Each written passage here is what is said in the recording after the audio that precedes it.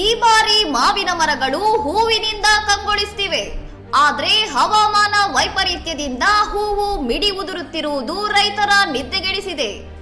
ರಾಮನಗರ, ಕೋಲಾರ, ಹಾವೇರಿ ಸೇರಿ ರಾಜ್ಯಾದ್ಯಂತ ಮಾವಿನ ಮರಗಳು ಮೈತುಂಬಾ ಹೂವು ಹೊತ್ತಿದ್ದರೂ ಹಠಾತ್ ಹವಾಮಾನ ಬದಲಾವಣೆಯಿಂದ ಫಸಲು ಉದುರುತ್ತಿದೆ. ಜನವರಿ ಅಂತ್ಯದವರೆಗೂ ಇದ್ದ ವಿಪರೀತ ಚಳಿ ಮತ್ತು ಇಬ್ಬನಿಯಿಂದಾಗಿ ಹೂವುಗಳು ಬಾಡುತ್ತಿದ್ದು, ಈಗ ಹೆಚ್ಚುತ್ತಿರುವ ಬಿಸಿಲಿನ ತಾಪಕ್ಕೆ ಮಾವಿನ ಮಿಡಿಗಳು ನೆಲಸಮವಾಗುತ್ತಿದೆ.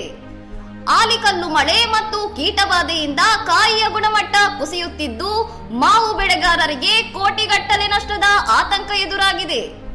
ರೋಗಬಾಧೆ ತಡೆಯಲು ರೈತರು ಸಾವಿರಾರು ರೂಪಾಯಿ ವೆಚ್ಚದಲ್ಲಿ ಔಷಧಿ ಸಿಂಪಡಿಸುತ್ತಿದ್ದು, ಇಳುವರಿ ಕಡಿಮೆಯಾದರೆ ಮಾರುಕಟ್ಟೆಯಲ್ಲಿ ಮಾವಿನ ಬೆಲೆ ದುಬಾರಿಯಾಗುವ ಸಾಧ್ಯತೆ ಇದೆ.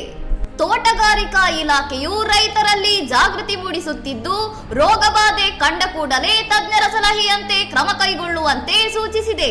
ಇನ್ನಷ್ಟು ಸುದ್ದಿಗಳಿಗಾಗಿ ನೋಡ್ತಾ ಇರಿ ಸೌರಂ ಟಿವಿ.